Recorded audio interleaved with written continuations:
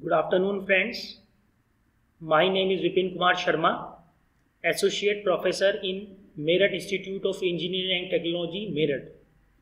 मैं आपको जो है मेज़रमेंट एंड मेट्रोलॉजी और क्वालिटी कंट्रोल जो आपका सब्जेक्ट है, जो आपके 5th सेमेस्टर डिप्लोमा में पढ़ाया जाता है मैकेनिकल इंजीनियरिंग में state board of technical education Bihar में, वो मैं आज आपको पढ़ाऊँगा। तो सबसे पहले हम जो है इसकी आज फर्स्ट यूनिट डिस्कस करते हैं, और फर्स्ट यूनिट में हम जो क्या क्या आज डिस्कस करने जा रहे हैं उसमें सबसे पहले हम ये डिस्कस करेंगे कि मेट्रोलॉजी की परिभाषा क्या है।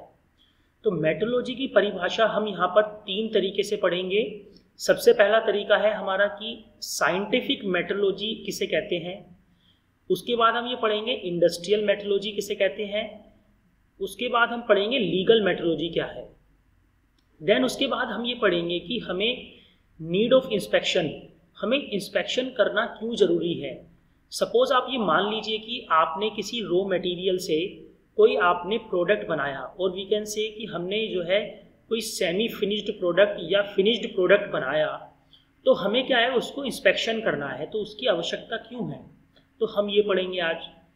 उसके बाद हम क्या है कुछ करेक्टरिस्टिक्स पढ़ेंगे। करेक्टरिस्टिक्स माने कि कुछ खूबियाँ पढ़ेंगे हम किसकी मेजरिंग इंस्ट्रूमेंट्स की। तो मेजरिंग इंस्ट्रूमेंट्स में जो जो आपके डिवाइस होते हैं उनकी क्या क्या खूबी होनी चाहिए। प्रिसिशन होना चाहिए, एक्यूरेसी होनी चाहिए, उसमें सेंसिटिविटी होनी चाहिए, रीडेबिलिटी कैसी होनी चाहिए, कैलिब्रेशन क्या होता है, ट्रेसेबिलिटी क्या है, ये हम ये डिस्कस करेंगे। उसके बाद हम रिप्रोड्यूसिबिलिटी डिस्कस करेंगे और सोर्सेज ऑफ एरर, यानी कि एरर कैसे आ सकती हैं, और फैक्टर्स अफेक्टिंग एक्यूरेसी, एक्यूरेसी को कौन कौन से फैक्टर अफेक्ट कर सकते हैं, ये हमें आज पढ़ना है। फिर हमें ये पढ़ना है कि सिलेक्शन ऑफ इंस्ट्रूमेंट, हम इंस्ट्रूमेंट को कैसे सेलेक्ट करें, क्या क्या प्रिकॉशंस लें हायर प्रिसिशन और एक्यूरेसी के लिए। तो हम स्टार्ट करते हैं बेटा। सबसे पहले हम ये डिस्कस करते हैं कि मेट्रोलॉजी क्या है। ठीक है, मेट्रोलॉजी जो है ये ग्रीक वर्ड मेट्रोन और लोगोस से मिलके बना है। तो मेट्रोन एंड लोगोस का मतलब होता है study of measurement. Study of measurement means ऐसी स्टडी जहाँ पे हम कुछ मेजर करते हैं। तो यहाँ पर हम क्या क्या पढ़ते हैं, एक तो experimental and theoretical aspects of measurements. जो इसके एक्सपेरिमेंटल हैं एस्पेक्ट्स या थ्योरेटिकल हैं वो हम दोनों पढ़ते हैं। एक्सपेरिमेंटल में हम क्या करते हैं कि अगर मान लीजिए कोई इंस्ट्रूमेंट है उससे हमने कोई मेज़र किया, सपोज मान लीजिए हम लेंथ मेज़र करना चाह रहे हैं, तो लेंथ हम किससे मेज़र करेंगे, स्केल से। तो स्केल से जब हम मेज़र करेंगे तो उसको हम क्या बोलते हैं, एक्सपेरिमेंटल।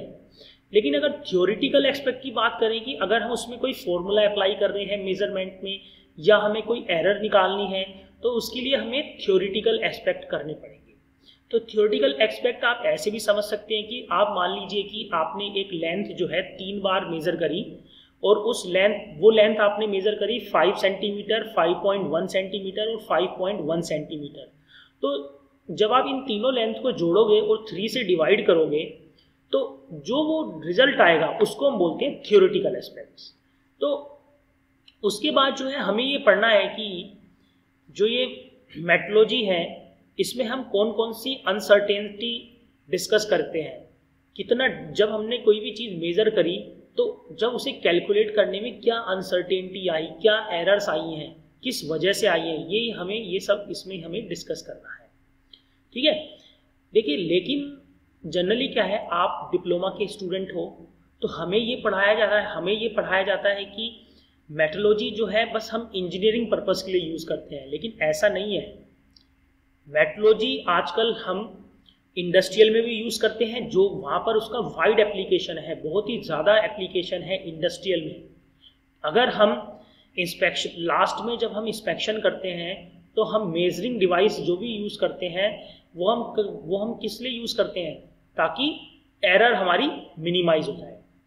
तो हम बात करते हैं मेट्रोलॉजी की। मेट्रोलॉजी जो है इंजीनियरिंग पर्पस में यूज़ होती है। क्यों यूज़ होती है, क्योंकि वहाँ पे हमें लेंथ को मेज़र करना होता है, एंगल को मेज़र करना पड़ता है, और अदर क्वालिटीज़ या अदर क्वांटिटीज़ को भी हमें मेज़र करना पड़ता है, जो कि लीनियर और एंगुलर की फॉर्म में होती है।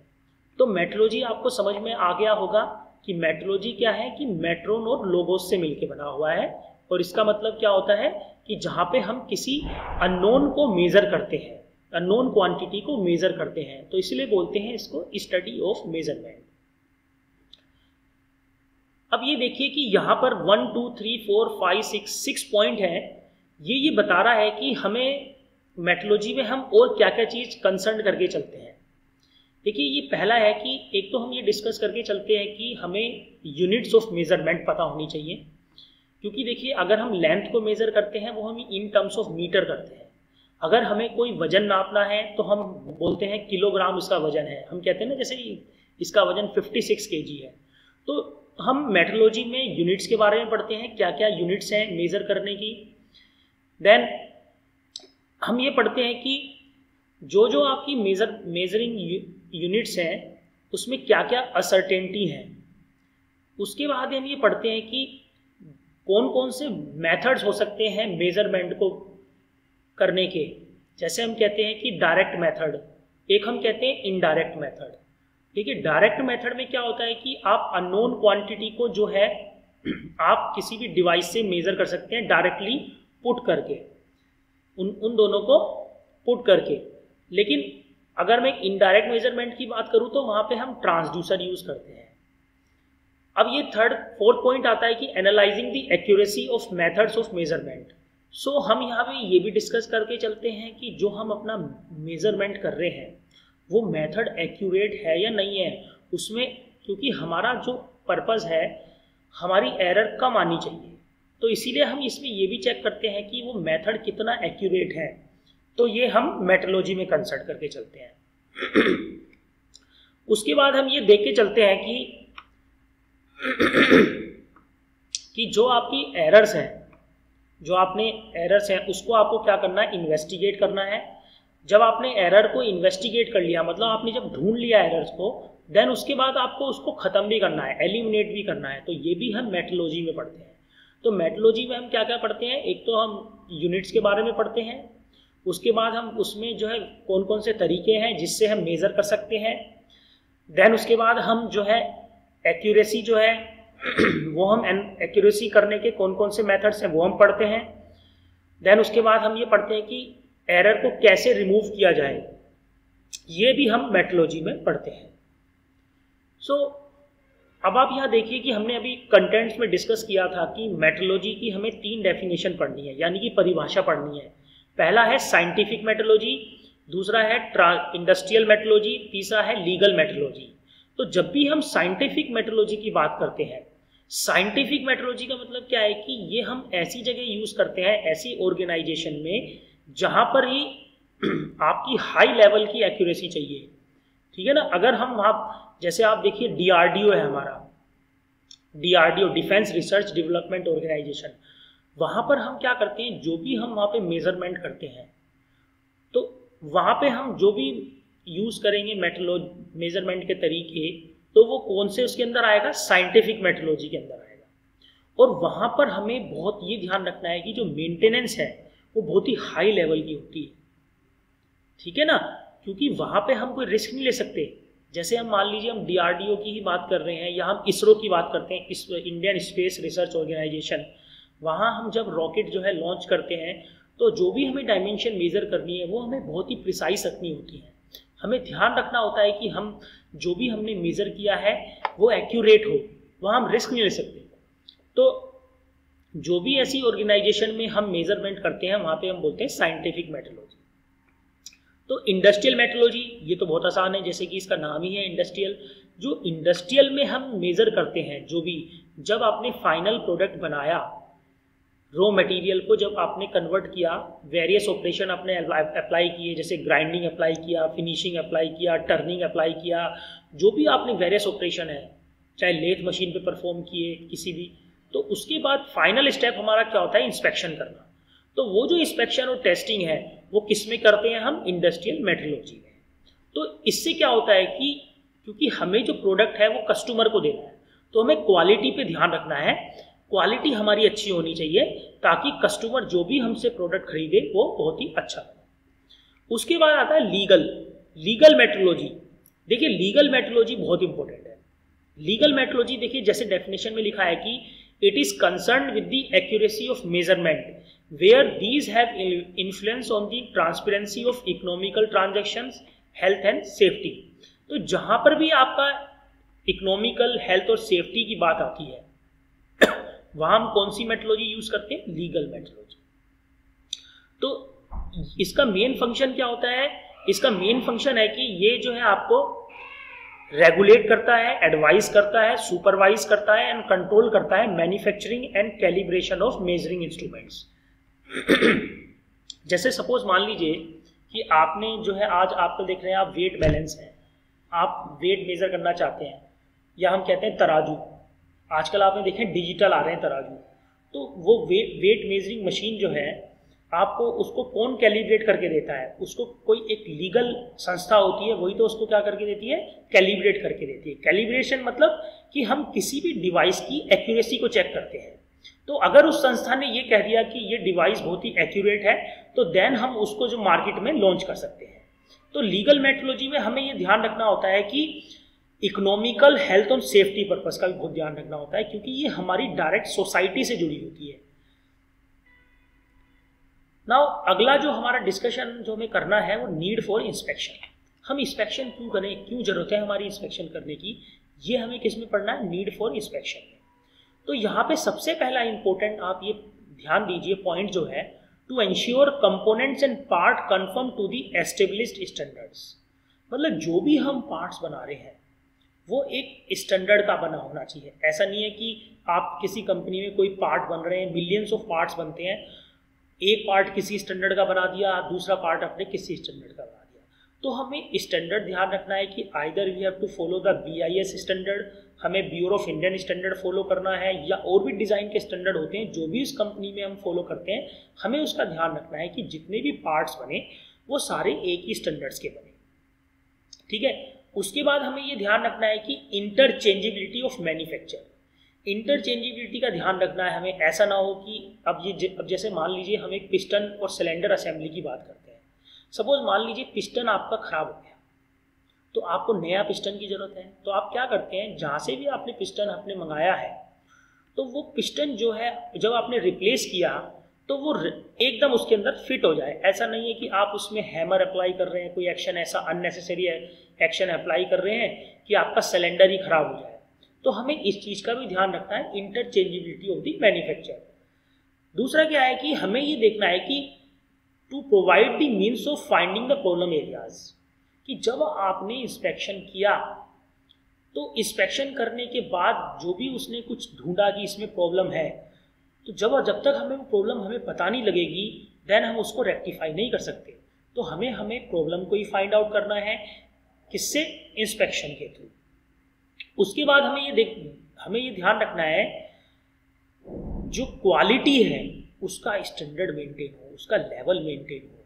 ठीक है ना। तो जो भी पार्ट्स प्रोड्यूस कर रहे हैं उसकी क्वालिटी पे भी हमें ध्यान रखना है। देन उसके बाद हमें ये ध्यान रखना है कि जो हमने डिफेक्टिव पार्ट्स किए हैं, जो हमें डिफेक्टिव पार्ट्स मिले हैं इंस्पेक्शन करने के बाद, उन पे हमें क्या करना है? रीवर्क करना है। हमें वेरियस ऑपरेशन अप्लाई करके जो भी हम करना चाहते हैं कि उन डिफेक्ट को कैसे दूर किया जाए। ठीक है। तो उसको हम बोलते हैं री इंजीनियरिंग प्रोसेस। ठीक है।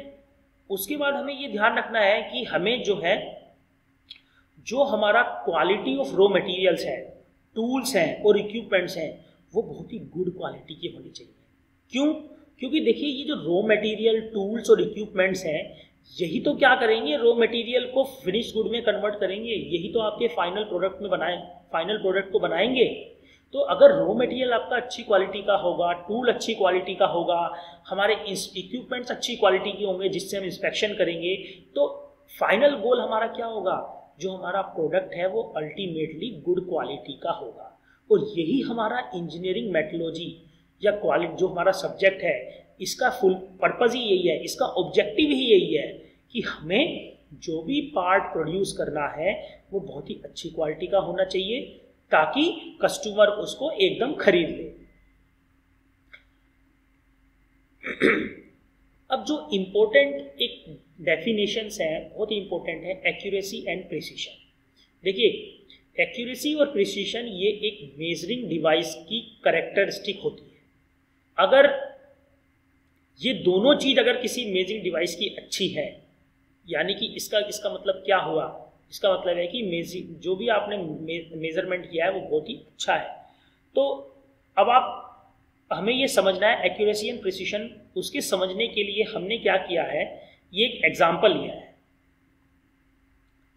अब इस एग्जाम्पल को समझिए कि एक्यूरेसी का मतलब क्या है। एक्यूरेसी का मतलब है कि compares a measurement to the true value. देखिए सपोज मान लीजिए ये एक सर्किल है, यहाँ पर ये आपका टारगेट है, इस टारगेट को हम बोल रहे हैं ट्रू वैल्यू।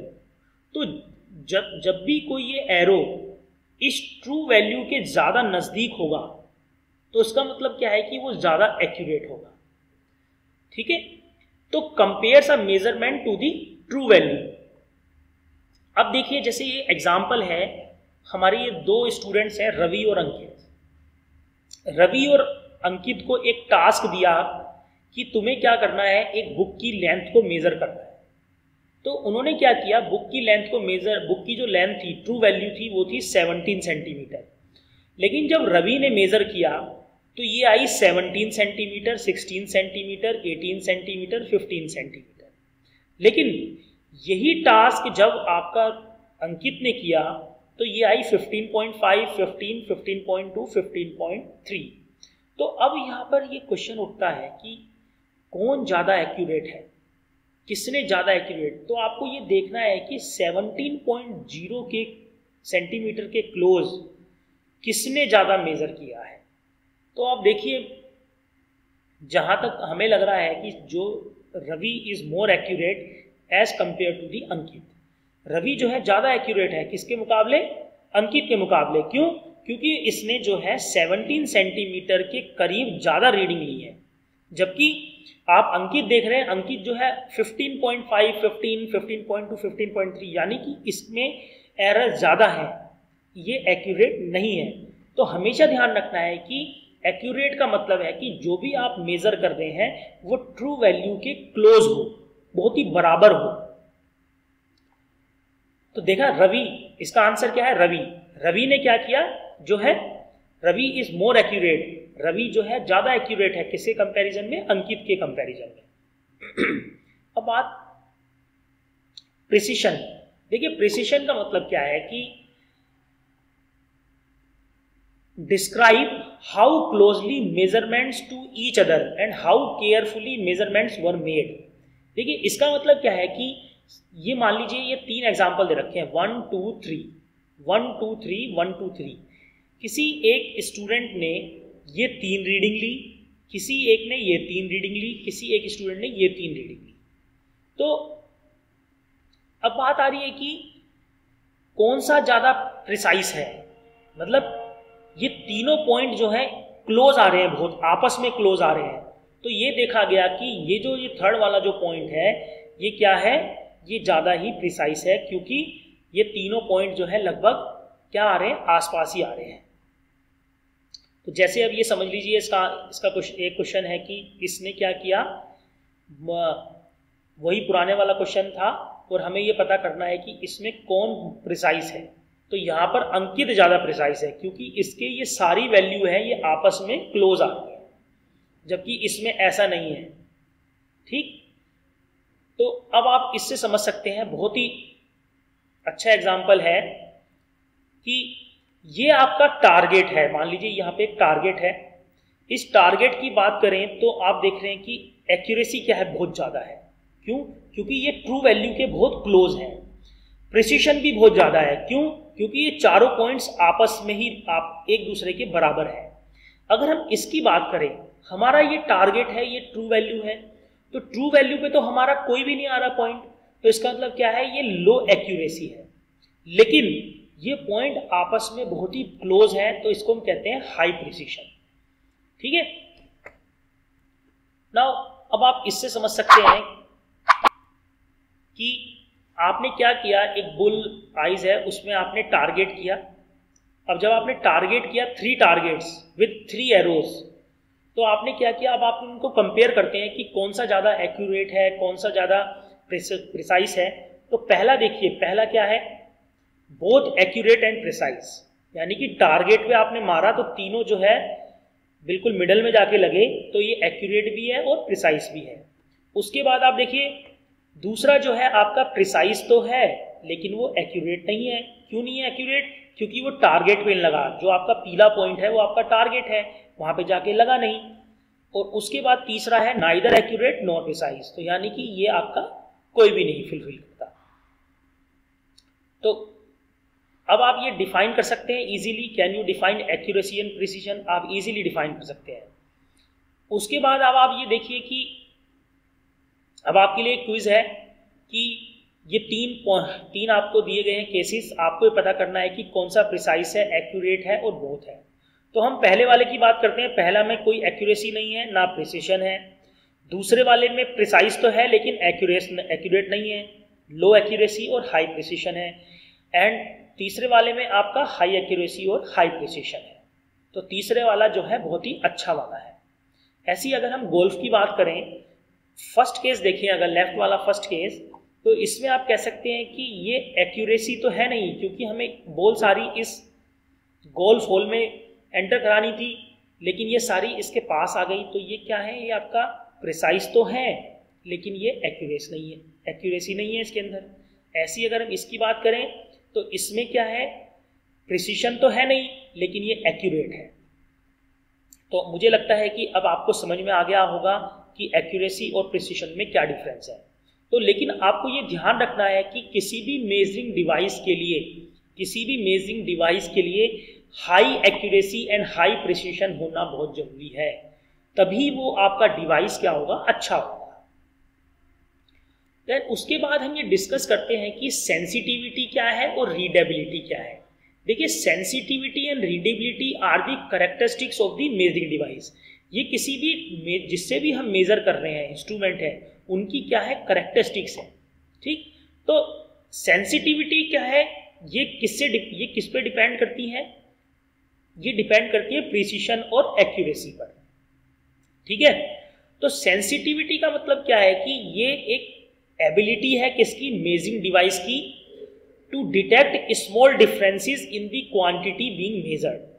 यानी कि क्या है, जो वो बहुत ही स्मॉल से स्मॉल डिफरेंस को भी डिटेक्ट कर ले। जो भी क्वांटिटी को हम मेजर करना चाहते हैं, अगर मेजरिंग डिवाइस उस क्वांटिटी की बहुत ही स्मॉल डिफरेंस को भी मेजर कर ले तो उसको हम बोलते हैं सेंसिटिविटी। और रीडेबिलिटी किसे कहते हैं, रीडेबिलिटी का मतलब होता है कि अगर आपको उसको हमें क्या करना है, देखना है, रीड करना है, तो हम रीड कहाँ करेंगे, किसी स्केल पे मेजर करेंगे, तो हम उसको बोलते हैं रीडेबिलिटी। तो रीडेबिलिटी का मतलब क्या है कि it is the susceptibility of the measuring device to having its indication converted into a meaningful number. देखिए, हमेशा ध्यान रखिए, आप डिप्लोमा के स्टूडेंट्स हैं, आपको ये ध्यान रखना है कि हमारी आईज जो है वो नंबर्स को देख पाती है। तो आपने देखा होगा, जब भी आपने कोई स्केल देखी है वो नंबर्स की फॉर्म में होती है, चाहे वोल्ट मीटर में हो चाहे स्केल में हो।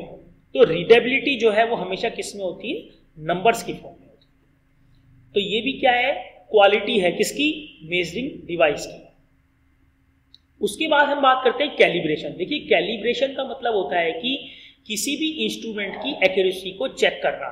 It means it is the process by which you have to check the accuracy of the measuring device.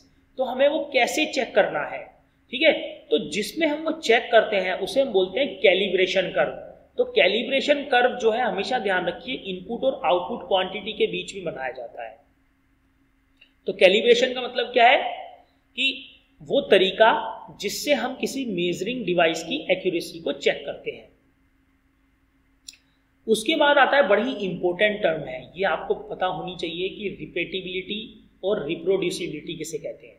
देखिए, बड़ा ही इंपॉर्टेंट वो है ये कंसेप्ट कि जब भी हम बात करते हैं रिपीटेबिलिटी की, तो रिपीटेबिलिटी हम कब यूज करते हैं, जब आपकी कंडीशन सेम प्लेस में हो, सेम लोकेशन में हो, सेम मेजरमेंट हो, ऑब्जर्वर सेम हो, सेम इंस्ट्रूमेंट हो और सेम कंडीशंस हो।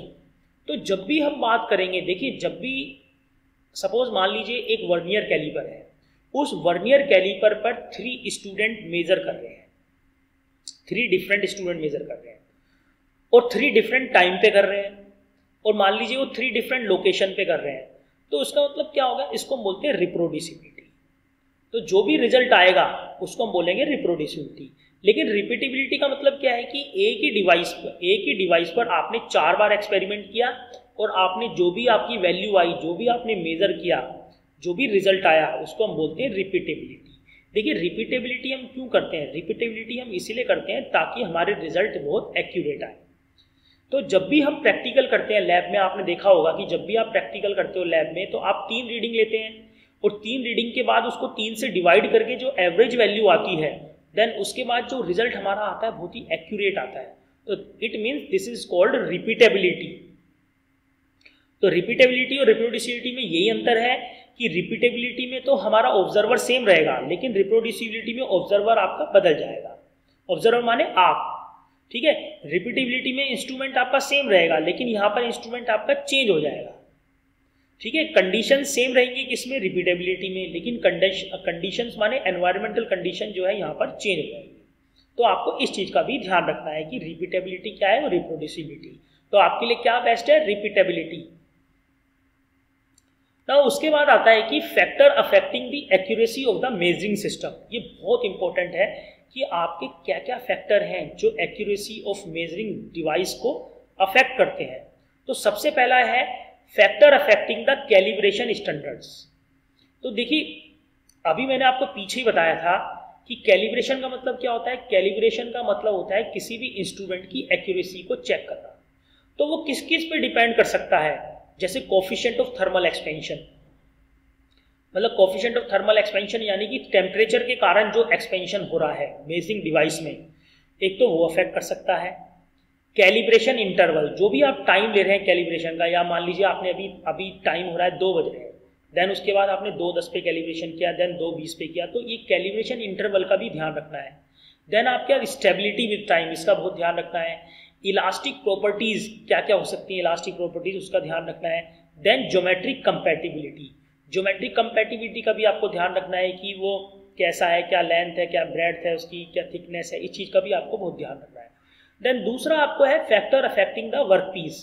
जो वर्क पीस को कैसे अफेक्ट कर सकते हैं फैक्टर्स, जैसे आपने मान लीजिए कि वर्क पीस को आपने क्लीन नहीं किया तो एक्यूरेसी नहीं आएगी, तो आपको क्लीन करना पड़ेगा। उसकी सरफेस फिनिश कैसी है, सरफेस फिनिश में आपकी वेवीनेस कैसी है, स्क्रैच तो नहीं है, कोई डिफेक्ट तो नहीं है, सरफेस डिफेक्ट्स, जैसे सरफेस डिफेक्ट्स में आपके स्क्रैच होते हैं तो वो आपको रिमूव करने पड़ेंगे। अगर आप रिमूव नहीं करेंगे तो क्या होगा, आपका एक्यूरेसी नहीं आएगी, डिफेक्ट आएगा।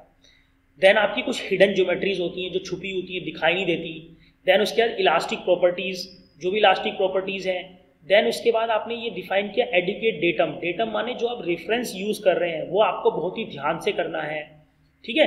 Then arrangement of supporting work piece, तो वर्क पीस को सपोर्ट करने का जो अरेंजमेंट है वो सही होना चाहिए, कोई हिलना विलना नहीं चाहिए कि आपने वर्क पीस रख दिया और वो जब आपने इंस्ट्रूमेंट से मेजर करना शुरू करे तो वो हिलना शुरू हो गया, तो जब हिलेगा तो एरर आएंगी। तो आपको इस चीज का भी ध्यान रखना है। देन उसके बाद जो है कुछ इनहेरेंट कहते हैं कि उसकी खुद की भी कुछ कैरेक्टरिस्टिक्स होती हैं। तो ये आपको ध्यान रखना है कि फ्रिक्शन के कारण, बैकलैश के कारण, ड्रिफ्ट के कारण। ड्रिफ्ट क्या होता है कि जो आपकी एनवायरमेंटल कंडीशन है वो आपकी चेंज नहीं होनी चाहिए, कि मॉइस्चर आ गया, ठीक है, टेम्परेचर आपने चेंज कर दिया, प्रेशर चेंज कर दिया, तो उससे भी क्या होगा कि इसकी कैरेक्टरिस्टिक चेंज हो जाएंगी और एरर आने की चांस बढ़ जाएंगे। तो हमें इस चीज़ का भी ध्यान रखना है। हमें कैलिब्रेशन जब हम कर रहे हैं तो कोई एरर्स नहीं होनी चाहिए कि आपने कैलिब्रेशन करके दिया और उसमें एरर्स आ गई और फिर आपने वो आगे किसी को सप्लाई कर दिया, तो उससे भी क्या होगा, आपकी एक्यूरेसी कम हो जाएगी। उसके बाद आपको ध्यान रखना है रिपीटेबिलिटी एंड रीडेबिलिटी। तो रिपीटेबिलिटी मैंने आपको भी बताया था। रिपीटेबिलिटी का मतलब क्या है कि जो आप मेजर कर रहे हैं सेम इंस्ट्रूमेंट पर वो आपको बड़े ही ध्यान से करना है, क्योंकि ये डिपेंड करेगा आपके स्किल पर कि ऑब्जर्वर कैसा है, कितना स्किलफुल है। अगर वो स्किलफुल है तो अच्छी रिपीटेबिलिटी आएगी। रीडेबिलिटी आपको कहाँ देनी है, किसी भी पॉइंटर स्केल अरेंजमेंट पे, उसको हम बोलते हैं रीडेबिलिटी, नंबर की फॉर्म में। देन उसके बाद अफेक्टिंग द पर्सन, ये बहुत इंपॉर्टेंट है कि पर्सन कैसे अफेक्ट कर सकता है। देखिए एक तो अगर ट्रेनिंग और स्किलफुल पर्सन होगा तो नेचुरली बात है कि एरर जो है बहुत ही कम है, लेकिन अगर अनट्रेंड होगा, स्किल ही नहीं होंगी, तो क्या होगा, एरर की चांस ज़्यादा रहेंगी, तो इसलिए हमारी जो है एक्यूरेसी कम हो जाएगी। ठीक है, तो ability to select measuring instrument and standards, ये बहुत ध्यान रखना है हमें कि अगर मान लीजिए हमें लेंथ मेजर करनी है तो हम स्केल यूज़ करें या बेवल प्रोटेक्टर यूज़ करें या साइन बार यूज़ करें। देखिए साइन बार और बेवल प्रोटेक्टर से हम क्या करते हैं, एंगल मेजर करते हैं। तो अब आप सोच रहे हैं कि साइन बार से मैं लेंथ मेजर कर लूँगा, ये तो पॉसिबल नहीं है। तो ये किस पे डिपेंड करेगा, पर्सन की एबिलिटी पर।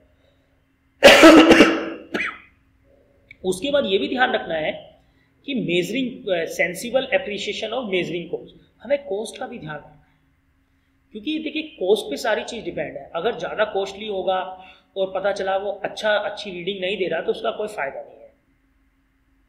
देन एप्टीट्यूड भी हमें एटीट्यूड का ध्यान रखना है, एटीट्यूड कैसा है पर्सन का। ठीक, देन एनवायरमेंट का सबसे बड़ा रोल होता है किसी भी इंस्ट्रूमेंट की एक्यूरेसी में।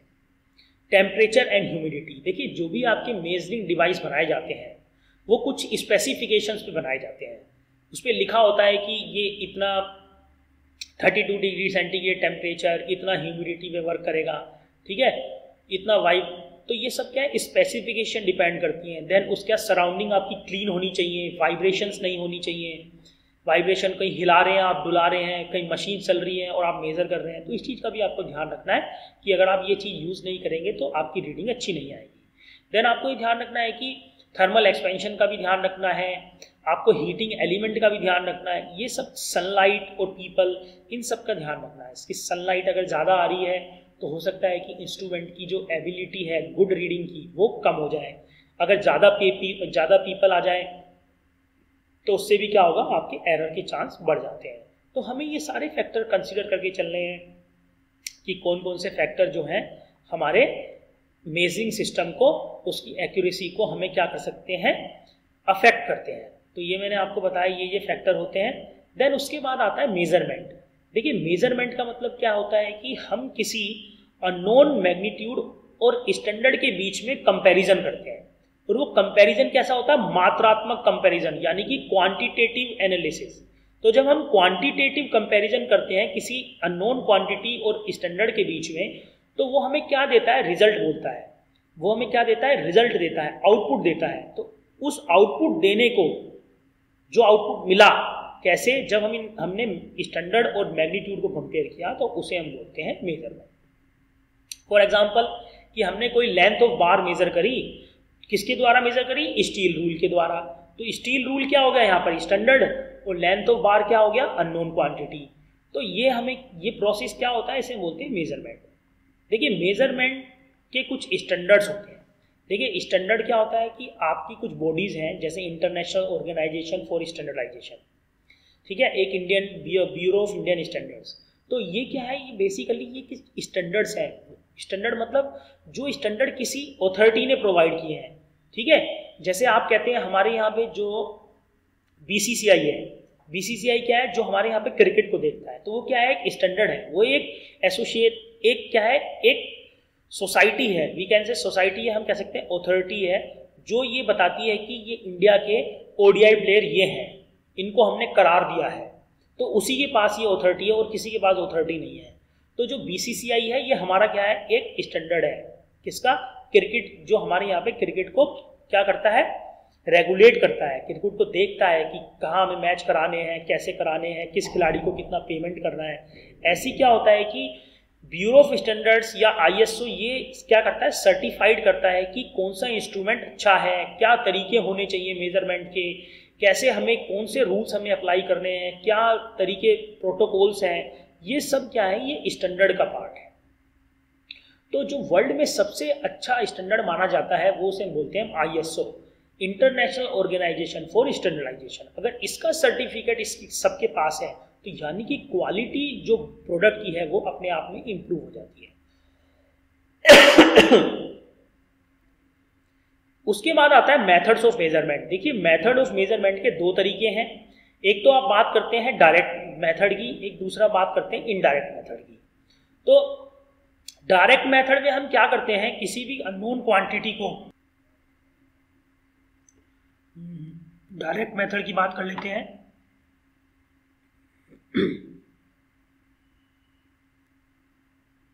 देखिए डायरेक्ट मेथड की हम बात करते हैं अब। देखिए डायरेक्ट मेथड में हम क्या करते हैं कि जो भी हमें क्वांटिटी को मेजर करना है उसको हम कंपेयर करते हैं किसी भी स्टैंडर्ड से। जैसे हमने भी बात करा कि अगर हमें किसी बार की हमें लेंथ मेजर करनी है तो हम क्या करेंगे, स्केल यूज करेंगे और उसको हम डायरेक्टली उस पर क्या करेंगे, मेजर कर लेंगे। तो ये हम बोलते हैं डायरेक्ट मेथड। लेकिन ये हमेशा फिजिबल नहीं है कि सपोज मान लीजिए मुझे इस रूम का टेम्परेचर नापना है तो मैं कैसे नापूंगा, तो वो तो पॉसिबल नहीं है। तो इसीलिए हम ये बोलते हैं कि डायरेक्ट मेथड जो है वो आपके एक्यूरेट नहीं होते, हमेशा एक्यूरेट नहीं होते। क्यों? क्योंकि इसमें ह्यूमन का इन्वॉल्वमेंट होता है। तो अब आप देखिए कि डिफरेंट ह्यूमन की स्किल डिफरेंट है, तो इसीलिए हम क्या करते हैं कि हम इस मेथड को हर एक जगह यूज़ नहीं करते, लेकिन ये हम जनरली यूज़ करते हैं लेंथ और मास को मेजर करने के लिए। तो हमने ये देखा कि ये मेथड क्या है, आपके एक्यूरेट नहीं है, तो हमने इसको रिमूव करने के लिए हमने एक नया तरीका लाया है, उसमें हम यूज़ करते हैं इनडायरेक्ट मेथड। तो इनडायरेक्ट मेथड में हम क्या करते हैं, ट्रांसड्यूसर यूज़ करते हैं। ट्रांसड्यूसर क्या करता है कि जो आपकी इनपुट क्वांटिटी है उसको क्या करता है, उसके सिग्नल को एम्पलीफाई कर देता है जिससे कि हम उसको इजीली पढ़ सकें। जैसे आप यहाँ देखिए कि आपका जो है ये इनपुट क्वांटिटी है, ये आउटपुट क्वांटिटी है। तो इनपुट और आउटपुट क्वांटिटी के बीच में हमने दो एलिमेंट लगा दिए, एक तो हम बोलते हैं सेंसिंग एलिमेंट, दूसरा है ट्रांसडक्शन एलिमेंट। तो सेंसिंग एलिमेंट क्या करेगा कि इसको सेंस करेगा, देन फिर यहाँ से जो सिग्नल आएगा उसको हम ट्रांसडक्शन एलिमेंट में भेजेंगे, और ट्रांसडक्शन एलिमेंट क्या करेगा, इस क्वांटिटी को दूसरी क्वांटिटी में कन्वर्ट कर देगा इन दी फॉर्म ऑफ नंबर्स। तो नंबर्स की फॉर्म में ही हम क्या कर सकते हैं, किसी भी क्वांटिटी को इजीली हम पढ़ सकते हैं। तो हमें ये ध्यान रखना है कि जो हमने यहाँ मेथड पढ़े हैं, हमें ध्यान रखना है मेथड्स ऑफ मेजरमेंट। कौन कौन से मेथड्स हैं, एक तो डायरेक्ट कंपैरिजन, एक दूसरा है इनडायरेक्ट कंपैरिजन। तो डायरेक्ट कंपैरिजन में हमें ये ध्यान रखना है कि हमें जो भी क्वांटिटी को मेजर करना है हम क्या करते हैं, उसको कंपेयर कर देते हैं किसी भी स्टैंडर्ड से। जैसे हमें अगर लेंथ मेजर करनी है तो हम किससे कंपेयर कर देते हैं, उसको स्केल से कंपेयर कर देते हैं। लेकिन ये मेथड हमेशा एक्यूरेट नहीं होते और ऑलवेज पॉसिबल नहीं हो सकता। तो इसके लिए हमने क्या किया कि इनडायरेक्ट मेथड यूज़ किया। इनडायरेक्ट मेथड में हम क्या यूज़ करते हैं, जैसे angle of measurement by sine bar. तो साइन बार से जो हम मेजर करते हैं एंगल, उसको हम बोलते हैं इनडायरेक्ट मेथड। तो इसमें क्या होता है कि इसमें हम ट्रांसड्यूसिंग एलिमेंट्स यूज़ करते हैं। तो आप देखिए कि कोई भी इनपुट क्वांटिटी और आउटपुट क्वांटिटी के बीच में हमने दो एलिमेंट लगा दिए, एक तो सेंसिंग एलिमेंट और दूसरा ट्रांसडक्शन एलिमेंट। तो सेंसिंग एलिमेंट क्या करेगा, इनपुट क्वांटिटी को सेंस करेगा, देन इससे जो सिग्नल आएगा उसको हम भेजेंगे ट्रांसडक्शन एलिमेंट में। तो ट्रांसडक्शन एलिमेंट क्या होगा, इस क्वांटिटी को दूसरी क्वांटिटी में कन्वर्ट कर देगा नंबर की फॉर्म्स में, और हम उस आउटपुट को रीड कर लेंगे। तो फ्रेंड्स, ये हमने आज ये डिस्कस किया कि मेथड्स क्या क्या है मेजरमेंट के। अगले लेक्चर में हम ये डिस्कस करते हैं कि आपका ये लिमिट्स, फिट्स एंड टॉलरेंसेस क्या होती है। Thank you.